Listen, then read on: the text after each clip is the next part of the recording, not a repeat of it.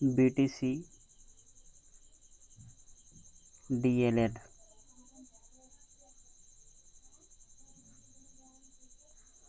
2024 हम देखने वाले हैं यहाँ पे कि 2024 का ये पेपर है बाल विकास का। हम क्या करेंगे, इस साल पेपर को पूरा सॉल्व करेंगे। तो आइए देखते हैं पहला क्वेश्चन हमारा क्या है। पहला क्वेश्चन हमारा कह रहा है कि TAT व्यक्तित्व परीक्षण का निर्माण किसने किया। तो यहाँ पे जो हमारा आंसर है क्या है, मॉर्गन यूंग मरे। तो TAT व्यक्तित्व परीक्षण का निर्माण मॉर्गन ने किया, मॉर्गन एवं मरे ने किया। नेक्स्ट क्वेश्चन हमारा है, दूसरा क्वेश्चन हमारा है केंद्रीय प्रवृत्ति का मापक नहीं है। केंद्रीय प्रवृत्ति का मापक नहीं है। तो यहाँ पे हमारा सही जवाब क्या है, प्रसार। जबकि हमारे क्या हैं, मध्यमान, माध्यिका और बहुलक क्या हैं, केंद्रीय प्रवृत्ति के माप होते हैं। अगला क्वेश्चन हमारा है,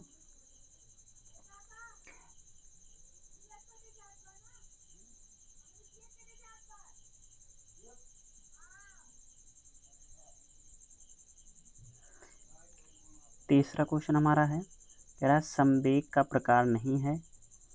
संवेग का प्रकार नहीं है। तो हमारा प्रेम भी क्या है, एक प्रकार का संवेग है। क्रोध भी एक प्रकार का संवेग है। भय भी क्या है, संवेग है। जबकि हमारा क्या नहीं है, ध्यान ये क्या है, हमारा संवेग नहीं है। तो यहाँ पे हमारा जो राइट जवाब है क्या है, ध्यान। अगला क्वेश्चन हमारा है,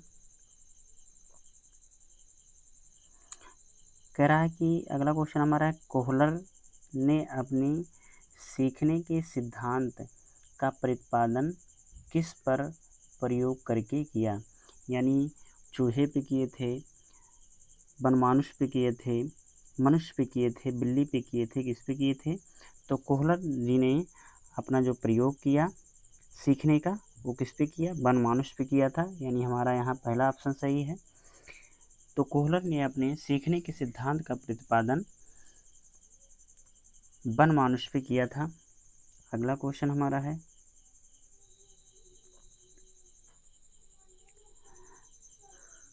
अगला क्वेश्चन हमारा है, कह रहा है कि स्मृति का अंग नहीं है।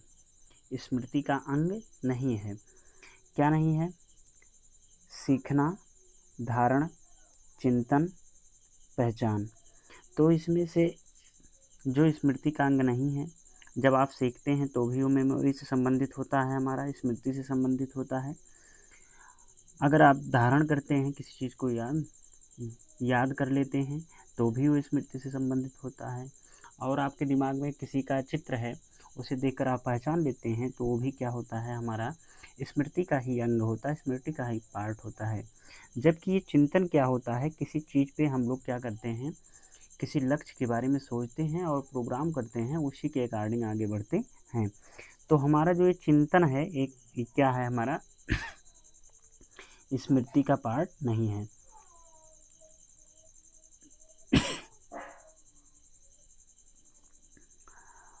अगला क्वेश्चन हमारा है, कह रहा है कल्पना की सामग्री स्मृतियां हैं, यह कथन किसका है। कल्पना की सामग्री स्मृतियां हैं, ये किसका कथन है। तो ये किसका कथन है हमारा, ये हमारा कथन है गेट्स एंड व अन्य का। गेट्स व अन्य का ये लोग क्या मानते थे कि कल्पना की सामग्री जो है स्मृतियां हैं। ये कथन किसका है, गेट्स का है। तो यहाँ पे हमारा सही जवाब हो गया गेट्स। अगला क्वेश्चन हमारा है, अगला क्वेश्चन हमारा कह रहा है कि किसी परिस्थिति में प्राप्त ज्ञान प्रशिक्षण का अन्य दूसरी परिस्थिति में उपयोग करना कहलाता है। सीखने का वक्र कहलाता है, सीखने की प्रेरणा, सीखने की रुचि, सीखने का स्थानांतरण। तो ये है जब हम किसी ज्ञान को प्राप्त करते हैं, प्रशिक्षण प्राप्त करते हैं और दूसरी परिस्थिति में उसका हम क्या करते हैं, उपयोग करते हैं, यूज करते हैं, तो ये क्या होता है, एक प्रकार के ज्ञान का स्थानांतरण होता है। तो ये सीखने का क्या हो गया, स्थानांतरण हो गया। तो यहाँ पे हमारा जो राइट विकल्प है, विकल्प सीखने का स्थानांतरण है। अगला क्वेश्चन हमारा क्या है, विकल्प है कह रहा कि बहुलक के लिए संकेताक्षर का प्रयोग होता है। हम लोग बहुलक को किससे दिखाते हैं, तो बहुलक को हम लोग इंग्लिश में क्या बोलते हैं, मॉड बोलते हैं। तो इसे हम लोग क्या करेंगे, कैपिटल एम से प्रदर्शित करते हैं, डिनोट करते हैं, कैपिटल एन से हम डिनोट करते हैं। तो यहाँ से हमारा क्या हो गया, आंसर हमारा सही हो गया एम। बहुलक के लिए जो हम संकेताक्षर का प्रयोग करते हैं, जिस लेटर का प्रयोग करते हैं वो क्या है, एम है। अगला क्वेश्चन है, कह रहा है कि धारण, रिटेंशन का निम्न में से संबंध निम्न में से किससे है, रुचि से है, ध्यान से है, विकास से है, स्मृति से है। तो हम किसी चीज़ का धारण करते हैं, रिटेंशन जो करते हैं, धारण करते हैं, वो हमारी स्मृति से संबंधित होता है, हमारी याद से संबंधित होता है। तो यहाँ पे हमारा जो राइट जवाब हो गया क्या है, स्मृति सही है। जबकि रुचि के द्वारा हम किसी वस्तु को सीखने में और उत्सुक होते हैं, जानते हैं। ध्यान के द्वारा किसी चीज़ के बारे में सोचते हैं, एकाग्र होते हैं। विकास जो होता है हमारा डेवलपमेंट होता है। तो अगला क्वेश्चन हमारा है,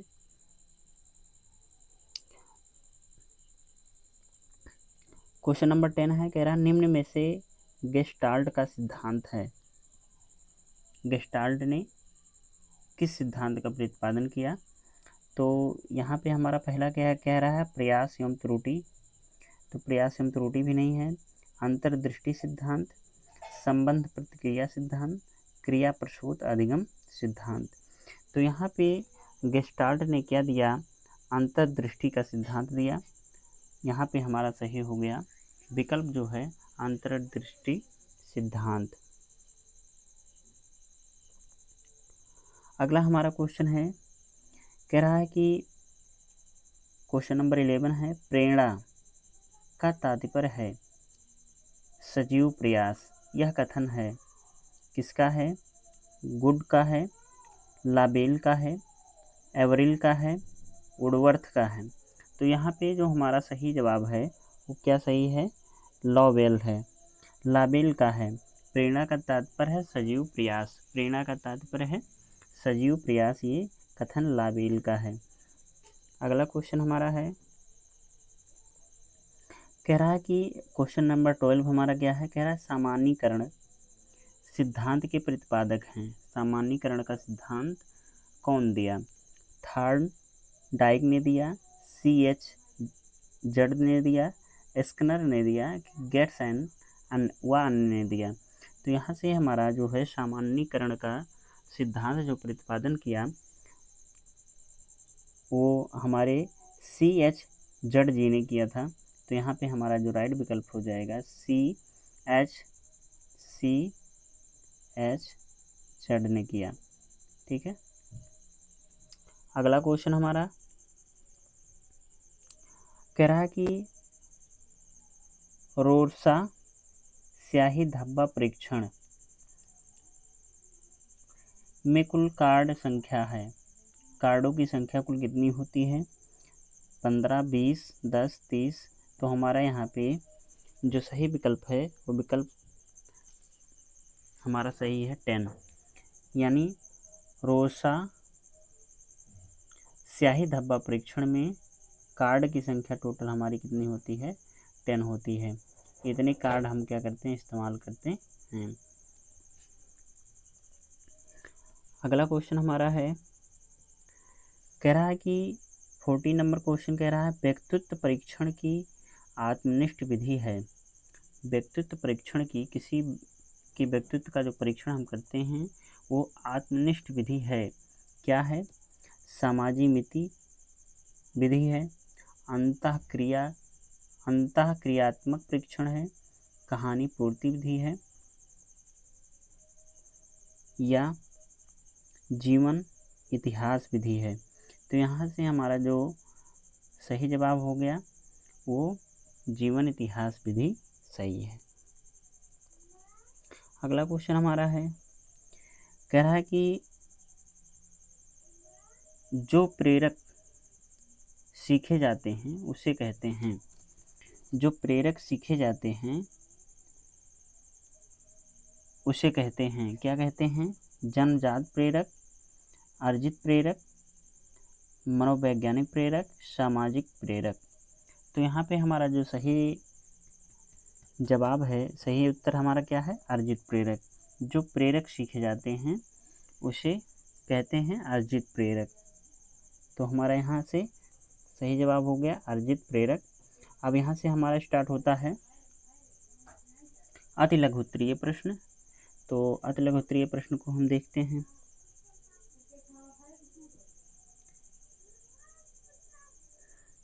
अति लघु उत्तरीय प्रश्न में पहला हमारा प्रश्न क्या है? कह रहा है कि CAT परीक्षण किस आयु के बच्चों के व्यक्तित्व का मूल्यांकन करने हेतु प्रयुक्त होता है?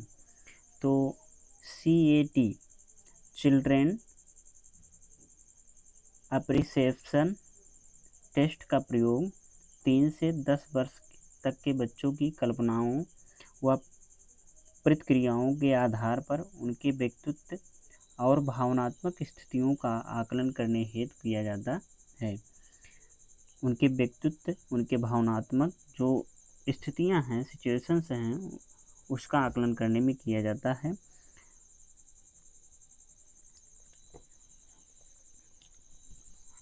सेवेंटीन नंबर क्वेश्चन है, कह रहा है कि शारीरिक विकास को प्रभावित करने वाले कारक लिखिए। तो शारीरिक विकास को, शारीरिक डेवलपमेंट को कौन कौन सी वे कारक हैं जो प्रभावित करते हैं?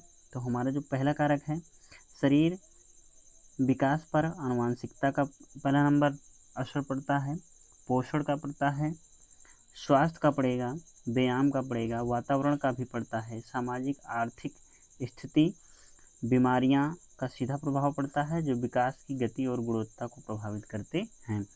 ये सारी चीज़ें जो होती हैं, जो हमारे आसपास के इन्वायरमेंट होता है, पर्यावरण होता है, हमारा अनुवांशिकी कैसी है, हमारा पोषण कैसा है, और समाज में हमारी अर्थव्यवस्था कैसी है, और जो बीमारियां होती हैं डायरेक्ट प्रभावित करती हैं। जैसे बीच में कोरोना आया, कोरोना की वजह से ढेर सारी चीज़ें अव्यवस्थित हो गई और उस पर सरकार ने मिलकर काम किया और उस परिस्थितियों से हम लोग क्या हुए, बाहर आए।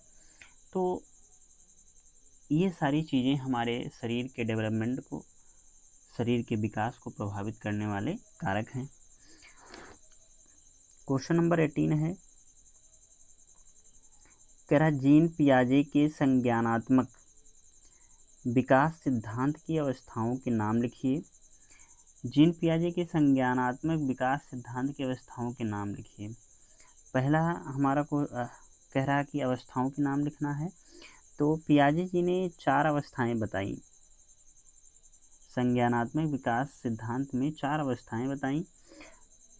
पहली अवस्था है संवेदी गतिज, जो बच्चा जब पैदा होता है तो 0 शुरू से और 2 वर्ष तक ये सब क्या होती है, उसका संवेदिक गतिज होता है, संवेदिक विकास होता है। जैसे बच्चा हंसना,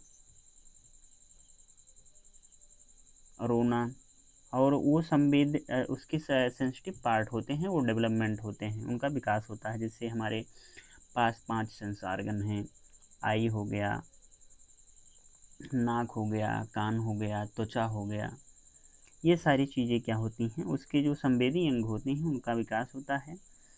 पूर्व संक्रियात्मक होता है, पूर्व संक्रियात्मक अवस्था होती है जो 2 वर्ष से लेकर 7 वर्ष तक चलती है।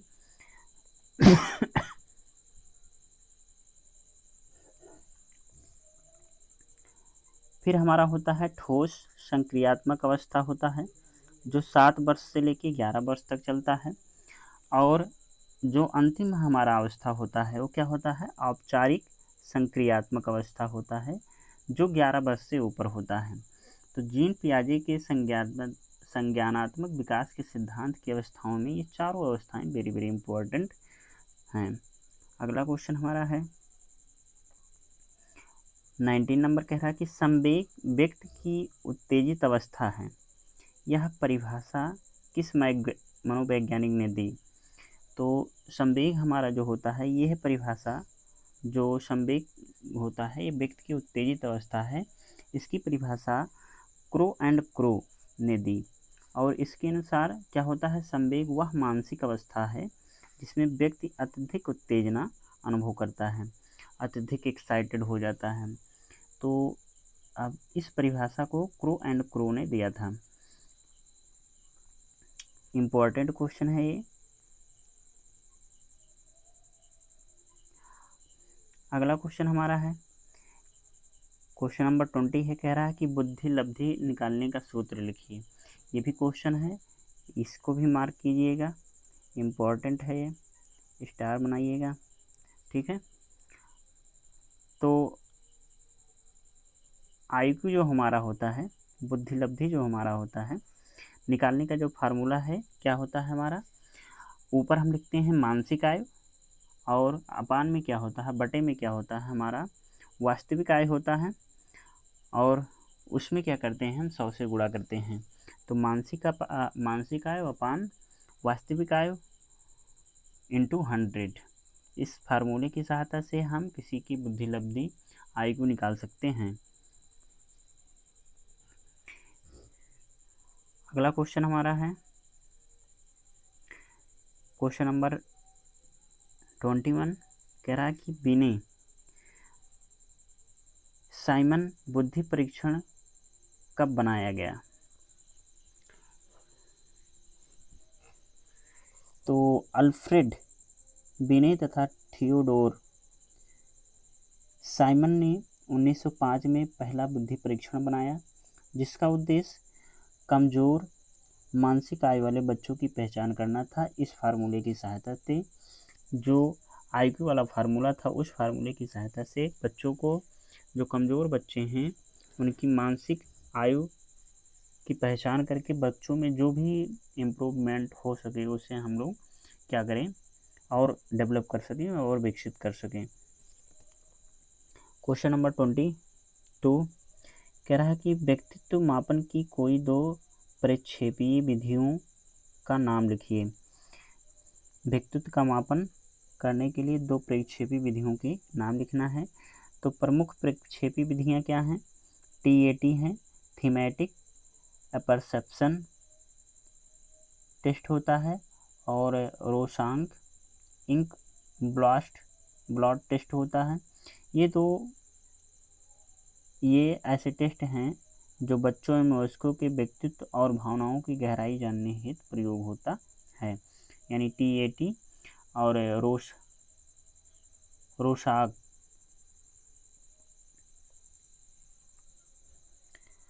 अगला क्वेश्चन हमारा है 23, कह रहा है कि थॉर्नडाइक द्वारा प्रतिपादित सीखने के 3 मुख्य नियम क्या हैं? तो ये वेरी वेरी इंपॉर्टेंट से मार्क कीजिएगा, ये क्वेश्चन बार बार रिपीट होता है, इम्पोर्टेंट। तो थॉर्नडाइक ने 3 नियम बताए हैं। पहला हमारा नियम है तत्परता का नियम, रेडीनेस अभ्यास का नियम एक्सरसाइज, और प्रभाव का नियम इफेक्ट, ये अधिगम को प्रभावित करते हैं। थॉर्नडाइक ने 3 मुख्य नियम दिए, यानी तत्परता का नियम, अभ्यास का नियम और प्रभाव का नियम। तो ये वेरी इंपॉर्टेंट क्वेश्चन था।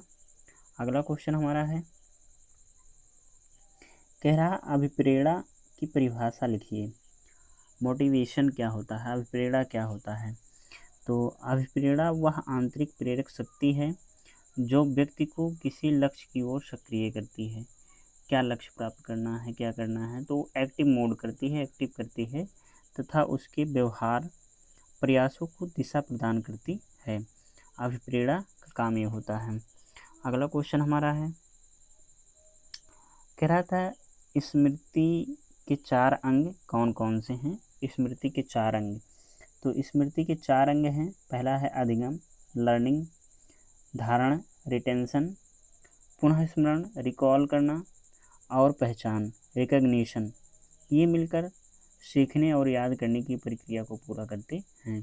तो स्मृति के 4 अंग हैं: अधिगम, धारण, पुनः स्मरण, पहचान। ये क्या होते हैं? स्मृति के 4 अंग होते हैं। अगर आप करेंगे ये तो आपकी स्मृति जो होती है मजबूत होगी और आप भूलने कम से कम भूलेंगे। ठीक है। अगला क्वेश्चन है 26। कह रहा कि मध्यमान मीन ज्ञात करने का सूत्र लिखिए। तो मध्यमान ज्ञात करने का जो सूत्र होता है वो ये होता है कि मीन जो हम निकालते हैं, एवरेज, मध्यमान कैसे निकालते हैं? प्रेक्षणों का योग, कितने प्रेक्षण किए गए हैं, उनकी क्या वैल्यू है, उनका योग होता है सिग्मा एक्स अपान एन, और प्रेक्षणों की कुल संख्या, कितनी प्रेक्षण किए गए और उनकी टोटल क्या संख्या, उससे डिवाइड करते हैं। तो हमारा क्या होता है? मीन निकल के आता है, मध्यमान निकल के आता है, एवरेज निकल के आता है। ठीक है, एवरेज निकल के आता है उसका। अगला क्वेश्चन हमारा है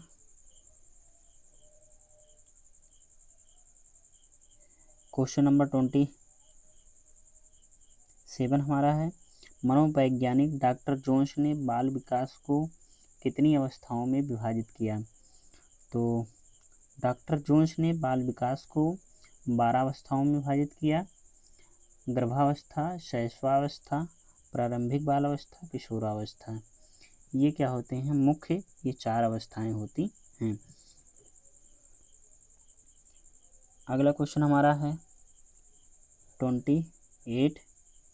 कह रहा पावलोव का संबंध प्रतिक्रिया सिद्धांत हेतु किस जानवर का प्रयोग किया गया था? पावलोव ने का संबंध प्रतिक्रिया सिद्धांत जो होता है किस जानवर का प्रयोग किया था? तो पावलोव ने क्या किया था? पावलोव जो थे ये अपने प्रसिद्ध शास्त्रीय अनुबंधन क्लासिकल कंडीशनिंग प्रयोग करने के लिए कुत्ते यानी कुत्ते का प्रयोग किया था तथा लार श्रावण प्रतिक्रिया को समझाया था। ठीक है, तो पावलोव ने कुत्ते का प्रयोग किया था। इम्पोर्टेंट क्वेश्चन है, याद रखना कि जब कुत्ता देखेगा तो क्या करेगा? जैसे ही पुलाव को देखेगा तो उसके मुंह में क्या आ जाएगा? लार आ जाएगा। तो पुलाव से याद रखना कि पावलोव ने किसका प्रयोग किया था? कुत्ते का प्रयोग किया था अपने संबंध प्रतिक्रिया सिद्धांत के लिए।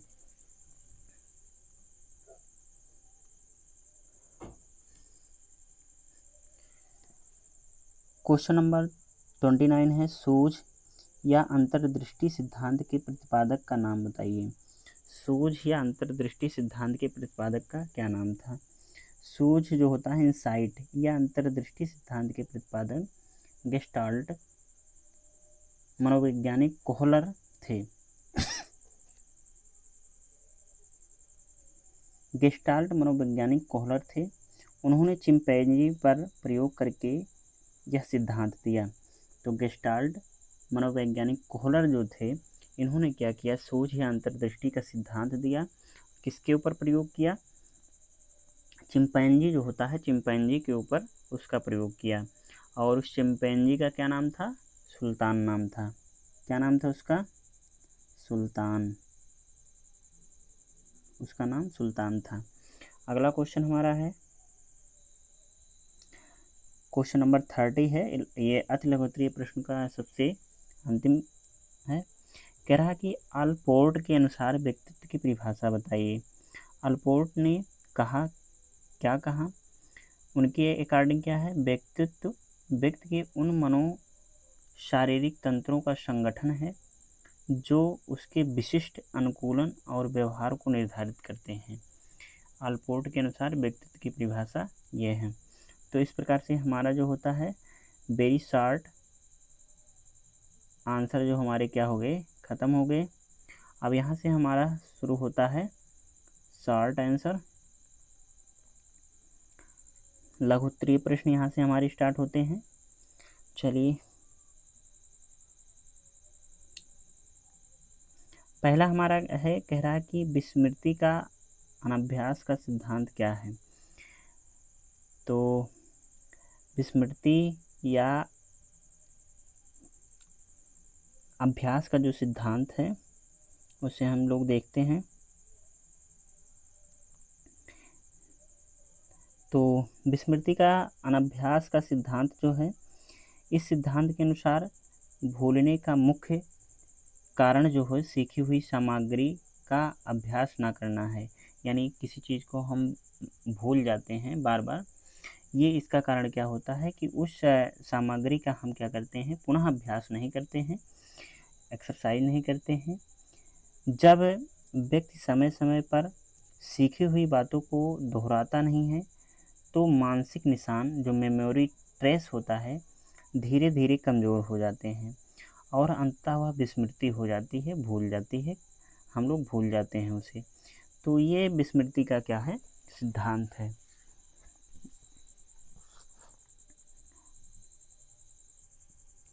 यदि आप चाहते हैं कि कोई चीज़ आप ना भूलें तो आप क्या करेंगे, उसका बार बार रिवीजन करेंगे, बार बार रिकॉल करेंगे, तो वो चीज़ें आपको हमेशा याद रहेंगी। आप बार बार उसका अभ्यास कीजिए, एक्सरसाइज कीजिए, तो वो चीज़ें आपको प्रॉपर रूप से याद रहेंगी। अगला क्वेश्चन हमारा 32 है।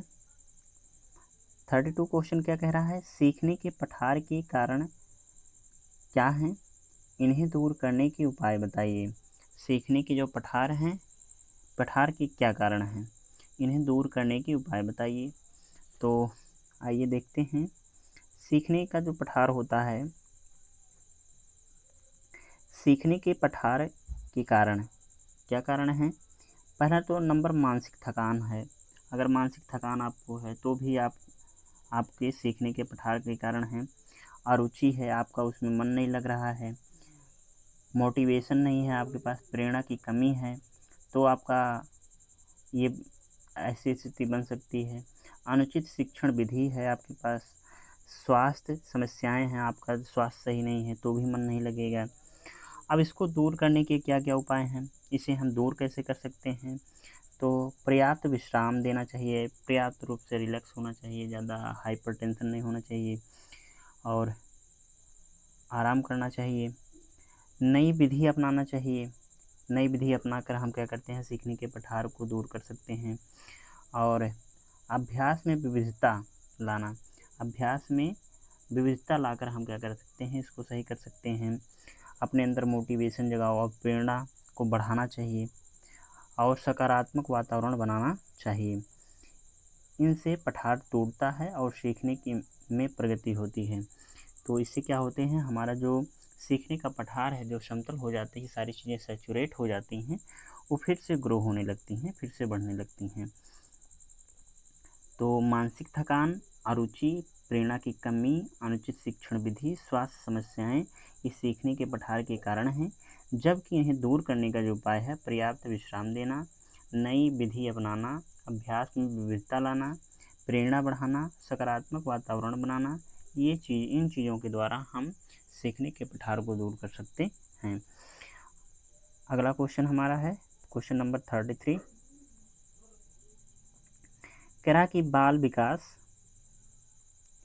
बाल विकास की किशोरा अवस्था की आयु वर्ग क्या होती है और इसकी विशेषताएं क्या हैं, उसे लिखना है।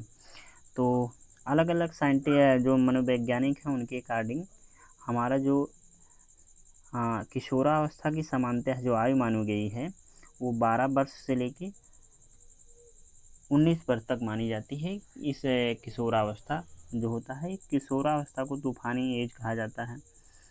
तो 12 से 19 होता है, कहीं कहीं आपको 11 से 19 भी देखने को मिलेगा, तो इससे आपको निराश नहीं होना है, कुछ भी हो सकता है। तो 11 से 19 भी हो सकता है, 12 से 19 भी हो सकता है। इनमें शारीरिक तेज़ी से विकास होता है, शरीर का जो होता है शारीरिक विकास बहुत तेज़ी से डेवलप होता है 12 से 19 वर्ष की अवस्था में। इसमें यौन परिपक्वता आती है, मानसिक तथा भावनात्मक परिवर्तन प्रबल होते हैं, आत्म चेतना होता है, स्वतंत्रता की भावना और सामाजिकता की प्रवृत्तियाँ तीव्रता से विकसित होती हैं। यह संक्रमणकालीन अवस्था कहलाती है। किशोरावस्था में हमारा जो शरीर होता है तेजी से डेवलपमेंट इसके स्टार्ट होते हैं, विकास होता है और ढेर सारी हमारी सामाजिक अभिरुचियाँ सारी चीज़ें क्या होती हैं, डेवलप होती हैं, विकसित होती हैं। तो वेरी वेरी इम्पोर्टेंट क्वेश्चन, इसे हम लोग मार्क कर सकते हैं, स्टार मार्क कर सकते हैं। अगला क्वेश्चन हमारा है 36, कह रहा कि अच्छी स्मृति की विशेषताएं कौन कौन सी होती हैं। एक अच्छी स्मृति की क्या कौन कौन सी विशेषताएं होती हैं। तो एक अच्छी स्मृति की विशेषताएं क्या होती हैं। अच्छी स्मृति में धारण क्षमता प्रबल होती है, यानी उसमें क्या होता है, रिटेंशन होता है और प्रबल होता है। पुनः स्मरण बड़ी तेज़ी से होता है, ध्यान केंद्रित रहता है, अभ्यास से जानकारी जल्दी याद रहती है, भूल कम होती है और सीखने की सामग्री लंबे समय तक अस्थायी रहती है। यानी आप बार बार अभ्यास करते हैं तो जानकारी जो आप जो भी ज्ञान प्राप्त कर रहे हैं, जो भी नॉलेज प्राप्त करते हैं, वो आपको बहुत लंबे समय तक नहीं भूलेगा, जिससे कि आपकी गलतियाँ कम होंगी और लंबे समय तक आप याद कर सकते हैं। तो ये सारी क्या होती हैं, लंबे समय तक याद रखना है तो सबसे चीज़ है कि प्रैक्टिस, अभ्यास, रिकॉल करो, बार बार रिवीजन करो। यही सारी चीज़ें हमारी स्मृति को क्या करती हैं, अच्छी करती हैं। अगला क्वेश्चन हमारा है क्वेश्चन नंबर 37 है, कह रहा कि सिखाने में स्थानांतरण के महत्व को स्पष्ट कीजिए। स्थानांतरण के महत्व जो है उसको स्पष्ट कीजिए, बताइए क्या होता है। सीखने सिखाने में जो स्थानांतरण होता है इसका क्या महत्व है। तो इसका महत्व क्या है। स्थानांतरण में सीखने की जानकारी और कौशल नई परिस्थितियों में लागू किए जा सकते हैं। सीखने की जानकारी और कौशल नई परिस्थितियों में लागू किए जा सकते हैं। यह सीखने की प्रगति बढ़ाता है, व्यवहारिक दक्षता लाता है और वास्तविक जीवन में समस्या समाधान की क्षमता को मजबूत करता है।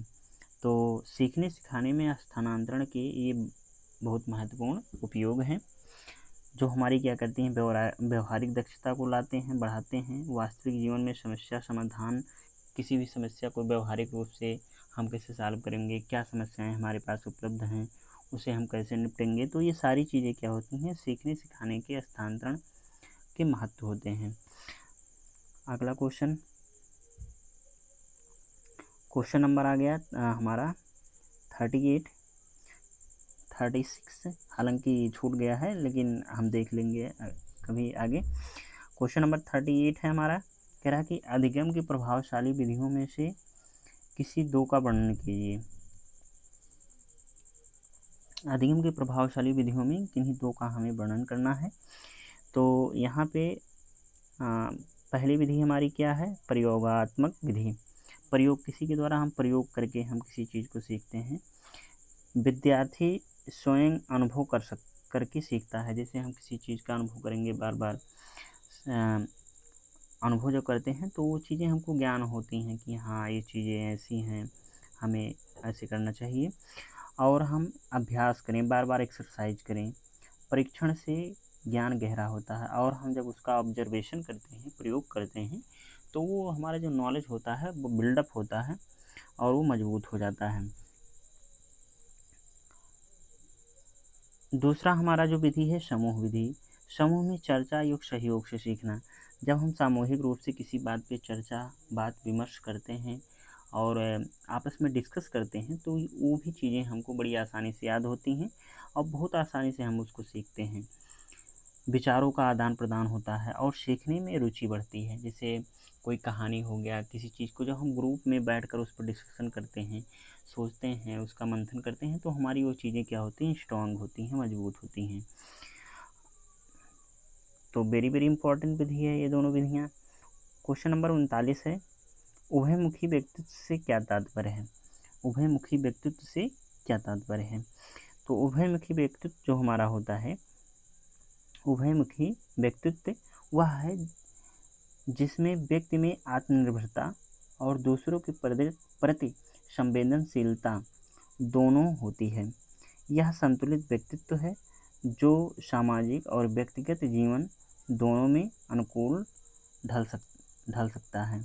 यानी उसमें संतुलित व्यक्तित्व होता है, उभयमुखी प्रतिभा का होता है, जिसमें सामाजिक और व्यक्तिगत उसके दोनों जो डेवलपमेंट होते हैं, जो दोनों जीवन होता है, वो क्या होता है, दोनों क्या होते हैं, अनुकूलता में दोनों में आ जाते हैं, ढल सकते हैं, किसी में विरोध नहीं होता है। तो वेरी इंपॉर्टेंट। अगला क्वेश्चन हमारा है 40, कह रहा है कि समांतर माध्य को सो उदाहरण सहित परिभाषित कीजिए। उदाहरण देकर हमें समझाना है। तो समांतर माध्य क्या होता है? जैसे समांतर माध्य वह है जिसमें दो या अधिक समूहों के मध्य समान हो, माध्य समान हो। उदाहरण में कह रहा है कि यदि कक्षा के छात्रों के अंक क्रमशः 70 और 70 हैं तो उनका समांतर माध्य समान होगा। समांतर माध्य जैसे कह रहा है कि उदाहरण देके हमें समझाना है। तो समांतर माध्य निकालने का आप लोग फार्मूला जानते होंगे कि समांतर माध्य बराबर क्या होता है। समांतर माध्य मीन बराबर क्या होता है? पदों का योग बटे पदों का योग बटे पदों की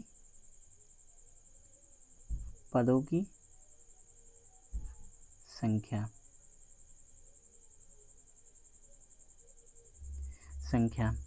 तो इसके द्वारा हम क्या कर सकते हैं, समांतर माध्य निकाल सकते हैं। आप कोई भी एग्जाम्पल ले सकते हैं, जैसे 1 2 3 4 5। अब इसका हमें समांतर माध्य निकालना है, तो इसको जोड़ लेंगे और जोड़ने के बाद टोटल अंक कितने हैं, 1 2 3 4 5 से डिवाइड कर देंगे। जो भी माध्य बनेगा वो हमारा क्या हो जाएगा, समांतर माध्य हो जाएगा। अब देखिए जो क्वेश्चन नंबर 36 हमारा छूटा था उसे हम मार्क करते हैं यहाँ पे। इसे 41 क्वेश्चन नहीं होता, टोटल 40 क्वेश्चन तक ही होता है। तो हमारा ये क्वेश्चन नंबर 36 है जो छूट गया था। तो आइए देखते हैं, कह रहा अवधान केंद्रित करने की कोई 4 उपाय बताइए। अवधान केंद्रित करने के 4 उपाय क्या क्या होते हैं? पहला नंबर हमारा क्या है, ध्यान भटकाने वाले तत्वों को हटाना चाहिए। जिससे हमारा ध्यान केंद्रित नहीं हो पा रहा है तो इसके लिए हम क्या कर सकते हैं, तो जो भी सामग्रियाँ, जो भी तत्व हमारे क्या हैं, हमारे ध्यान को भटका रहे हैं, उसे हटाना चाहिए। दूसरा हमारा क्या है, कार्य को छोटे छोटे चरण में विभाजित करना चाहिए। एक बार में ही कोई काम नहीं करना चाहिए, जिसको उसको टारगेट फिक्स कर लेना चाहिए कि हमें कितना काम आज करना है। उतना छोटे छोटे टुकड़ों में करते हैं तो हमारा मोटिवेशन बना रहता है, हमारा मन नहीं उगता है और बड़ी आसानी से हम अपने लक्ष्य को प्राप्त कर सकते हैं। तो दूसरा हमारा ये हो गया। और तीसरा हमारा कह रहा है कि मानसिक और शारीरिक विश्राम लेना चाहिए। मानसिक और शारीरिक विश्राम लेना चाहिए, यानी हमारा दिमाग संतुलित रहे, हमारा शरीर भी स्वस्थ रहे। इन सारी चीज़ों को यदि हम बैलेंस करके चलेंगे तो हमारा क्या होगा, हमारे लिए बहुत ही लाभदायक होगा। ठीक है। और अंतिम जो हमारा पॉइंट है वो कह रहा है कि नियमित अभ्यास और दोहराव के माध्यम से फोकस बढ़ाना चाहिए। यानी आप बार बार उसको रिपीट करेंगे, बार बार दोहराएंगे तो वो चीज़ें आप बहुत ज़्यादा मजबूत होंगी, बहुत ज़्यादा स्ट्रॉन्ग होंगी। तो हमें क्या करना चाहिए, बार बार उसको तत्परता से सीखना चाहिए, बार बार एक्सरसाइज करना चाहिए, बार बार रिकॉल करना चाहिए। तो वो चीज़ें हमारी स्मृति में बनी रहती हैं बड़े लंबे समय तक, जिससे हम अपना किसी चीज़ को बड़ी लंबे समय तक याद कर सकते हैं।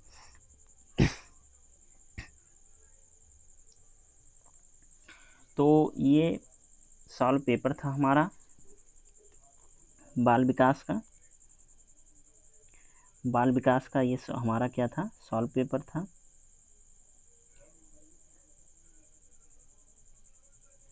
बाल विकास था। ये पेपर कब का था? ये पेपर 2024 का है, जिसे हम लोगों ने सॉल्व किया है 1 बाय 1।